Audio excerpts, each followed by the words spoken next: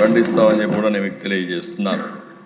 ఇదే కాదు అధ్యక్ష, ఓసారి పంటలు వేసినప్పుడు ఒడిదుడుకులు వస్తాయి, పొగాకు. ఇక్కడ మన రాష్ట్రంలో మేము ఆలోచించే విధానం అన్నీ కూడా వాణిజ్య పంటలకు వెళ్ళాలని, రెండోది రైతుకు గిట్టుబాటు ధర రావాలని. ఈరోజు మీరు ఒకసారి చూస్తే కోకో ప్రోత్సహిస్తున్నాం.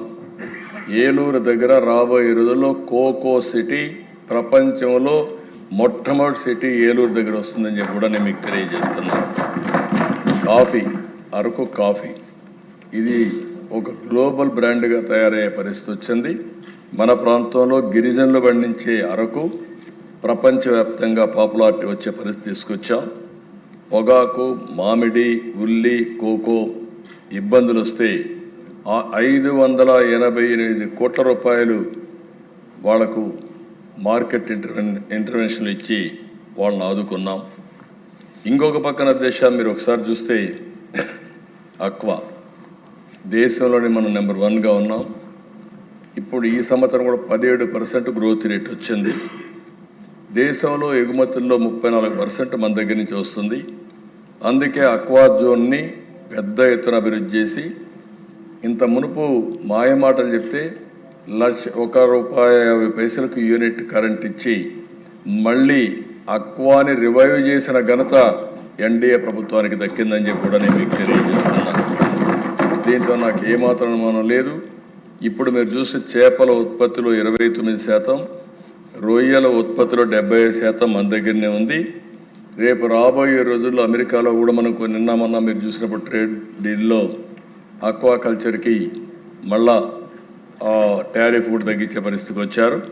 దీనివల్ల నాకు అనుమానం లేదు, ఆంధ్రప్రదేశ్ ప్రపంచానికే ఒక హబ్గా, అక్వాకల్చర్ హబ్గా కూడా తయారవుతుందని చెప్పి నేను మీకు తెలియజేస్తున్నాను. మత్స్యకారుల సేవలో కూడా 20,000 రూపాయలు ఇచ్చాం, 242 కోట్ల రూపాయలు పే చేశాం. ఇక్కడ నేను ఎమ్మెల్యేస్ అందరినీ కూడా రిక్వెస్ట్ చేస్తున్న దిశ, ప్రజలు కూడా కోరుతున్నా, నీరు అనేది చాలా ముఖ్యం. ఈ సంవత్సరం మళ్ళీ చూస్తే పోయిన సంవత్సరం 3-4% మనకు అడిషనల్గా రెయిన్ఫాల్ వచ్చింది. ఈ సంవత్సరం కొద్దిగా స్ట్రెయిన్ ఉంటుందని ఫోర్కాస్ట్ చేస్తున్నారు. ఎంత ఉంటుందనేది వేరే విషయం, కానీ మనం ఆలోచించుకోవాల్సింది కష్టాలు వచ్చినప్పుడు కానీ, తక్కువ వచ్చినా ఎక్కువ వర్షం పడినా నీటి భద్రత కాపాడుకోవడం మన బాధ్యత. దీనికి మనం ఆలోచించాల్సిన అవసరం ఉంది. ఎప్పటికప్పుడు నీళ్లుంటే ఎలాంటి కార్యక్రమాన్ని చేయొచ్చు. ఒక చిన్న ఉదాహరణ చూస్తే అధ్యక్ష, ఈరోజు అన్నమయ్య జిల్లాలో సమర్థ నీటి నిర్వహణ చేశారు. నవంబర్ 2024 12.97 మీటర్లు నీటి డెప్త్ ఉండేది. ఈరోజు 25కి వస్తే 6.67 మీటర్లకు వచ్చారు. అంటే ఒక్క సంవత్సరంలో సమర్థవంతమైన నీటి నిర్వహణ వల్ల 6.3 మీటర్లు భూగర్భ జలాలు పెరిగాయంటే అది ఒక చరిత్ర. అక్కడ అడ్మినిస్ట్రేషన్ మనస్ఫూర్తిగా అభినందిస్తున్నాను దేశం. ఇప్పటి వరకు మీరు ఒకసారి చూస్తే రాష్ట్రంలో 7.31 మీటర్లో నీళ్లు భూగర్భ జలాలు ఉన్నాయి. ఇంకొక పక్కన దేశ దీనివల్ల లాభం ఏంటని మీరు ఒకసారి ఆలోచిస్తే, మామూలుగా వీళ్ళు 24లో 336 మిలియన్ యూనిట్లు విద్యుత్ వాడితే 25లో 221 మిలియన్ యూనిట్లు మాత్రమే వాడారు. దీని విలువ దేశ డిపార్ట్మెంట్కి సేవింగ్ చూస్తే 95 కోట్లు, 115 మిలియన్ యూనిట్ల ఆదాయం, దానికి 95 కోట్ల రూపాయలు సేవ్ అయ్యే పరిస్థితి వచ్చింది. సమర్థవంతంగా మనం పనిచేస్తే ఎలాంటి ఫలితాలు వస్తాయో ఒక ఉదాహరణ. దీనికి అదనంగా మీరు ఒకసారి చూస్తే 20,000 హెక్టార్లు ఉద్యాన పంటలు పెరిగాయి. దీని విలువ 1,634 కోట్లు. అంటే మన జిఎస్డిపి 1,634 కోట్లు పెరిగింది. అదే మరి నీటి వల్ల భూగర్భ జలాలు పెరిగాయి కాబట్టి 95 కోట్ల రూపాయలు ఆదాయ పరిస్థితి వచ్చింది. అందుకే అధ్యక్ష అందరిని కోరుతున్నాం, దీనిపైన సాగునీటి సంఘాలు కూడా ఉన్నాయి. మీరు వాళ్ళని ఎప్పటికప్పుడు డ్రైవ్ చేయగలిగి, రైతులు కూడా సమాయత్తం చేయగలిగితే సమర్థవంతమైన నీటి నిర్వహణ చేసి నీటి ఎద్దడిని పూర్తిగా నివారించే పరిస్థితి వస్తుంది. అందుకే ఈ ప్రభుత్వ విధానం +3 పోస్ట్ మాన్సూన్, -8 ప్రీ మాన్సూన్, ఇది ఒక పాలసీ కింద పెట్టుకున్నాం. దీనికోసం అన్ని విధాలా ముందుకు పోతామని చెప్పి కూడా నేను మీకు తెలియజేస్తున్నాను. ఇంకొక పక్కన దిశ, ఈరోజు ఈ విషయాలు మనం చూసినప్పుడు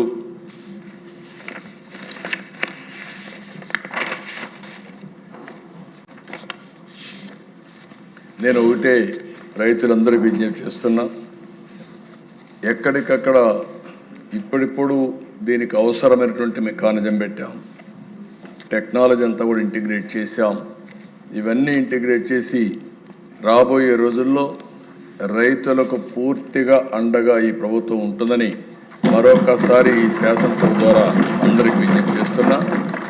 అయితే మేము ఇచ్చే విధానాలను మీరు కూడా అర్థం చేసుకోవాల్సిన అవసరం ఉంది.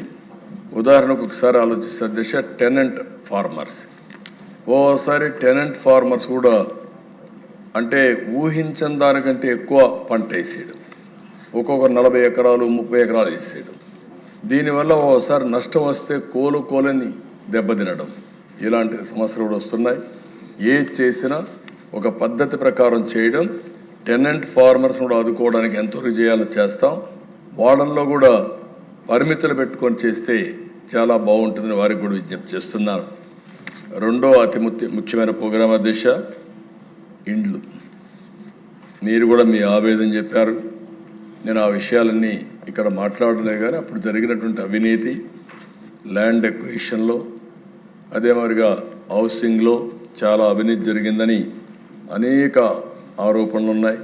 కడాన శాండ్ పాలసీ కూడా ఏ విధంగా దుర్వినియోగం చేశారో మొత్తం మనందరం చూసాం. అవన్నింటిపైన కూడా ఎంక్వైరీలు జరుగుతున్నాయి. ఇంకా ఎవరి దగ్గర ఇన్ఫర్మేషన్ ఉంటే అది కూడా ఇవ్వండి.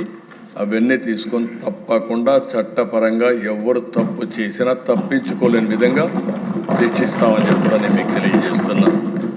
ఇక్కడికి వచ్చినప్పుడు అధ్యక్ష, ఈరోజు ప్రభుత్వ విధానం 29 లోపల అందరికీ ఇంటి జాగా ఇవ్వాలని. ఈరోజు మనం చూస్తే 2,20,000 మందికి ఇంటి జాగాలు లేవు. అవన్నీ ఎన్యూమరేట్ చేస్తున్నాం. వాళ్ళకందరికీ ఇంటి జాగాలు ఇచ్చే కార్యక్రమానికి శ్రీకారం చుట్టాం.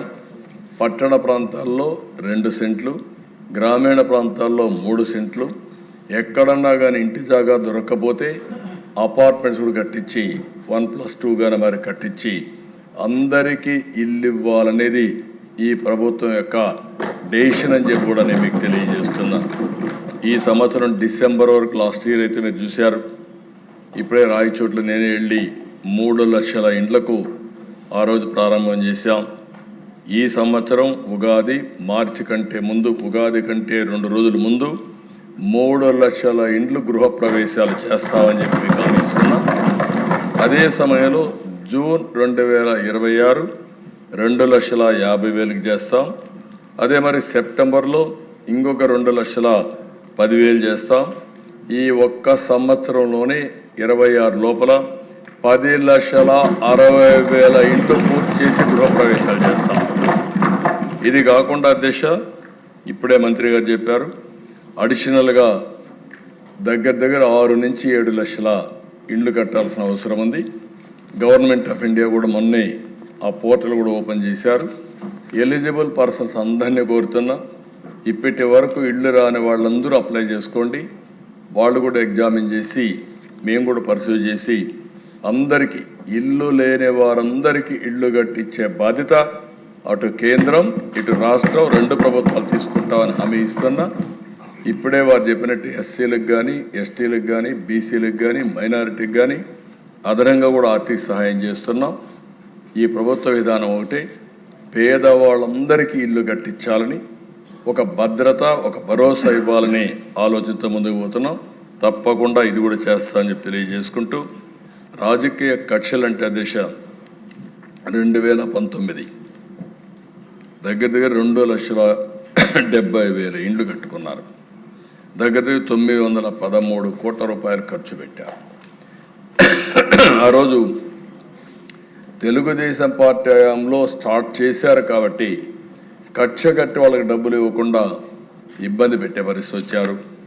కేంద్రంలో కూడా రికార్డ్స్ పోనీయకుండా చేశారు. ఏదేమైనా నేను ఫైనాన్స్ చెప్పాను, మాకు ఒక మోరల్ రెస్పాన్సిబిలిటీ ఉంది, బాధితులను ఆదుకోవాలి. వాళ్ళ తప్పు కాదు, ఆనాటి పాలకుల తప్పు. ఆ తప్పుని మనం ఏదో విధంగా కరెక్ట్ చేయాలని చెప్పి చాలా స్పష్టంగా ఆదేశాలు ఇచ్చా. తొందరలోనే వాళ్ళందరికి కూడా సహాయం చేయడానికి ముందుకు వస్తామని మరొక్కసారి హామీ ఇస్తూ, ఈరోజు ఈ ప్రభుత్వం ఒక పక్క రైతులను ఆదుకోవడం, ఇంకొక పక్కన పేదవాళ్ళందరికీ 2029 లోపల ఇల్లు కట్టించడమే కాకుండా ఇంటి జాగా లేని వారికి ఇంటి జాగాలు ఇచ్చే బాధ్యత తీసుకుంటామని మరొకసారి విజ్ఞప్తి చేస్తూ సెలవు తీసుకుంటాను. ధన్యవాదాలు. ఇప్పుడు నిధుల కొరకు అభ్యర్థనలపై ఓటింగ్. 27వ అభ్యర్థన కింద వ్యవసాయ శాఖకు 11,535,90,90,97,000 రూపాయలకు మించని సొమ్మును ప్రభుత్వానికి మంజూరు చేయాలి.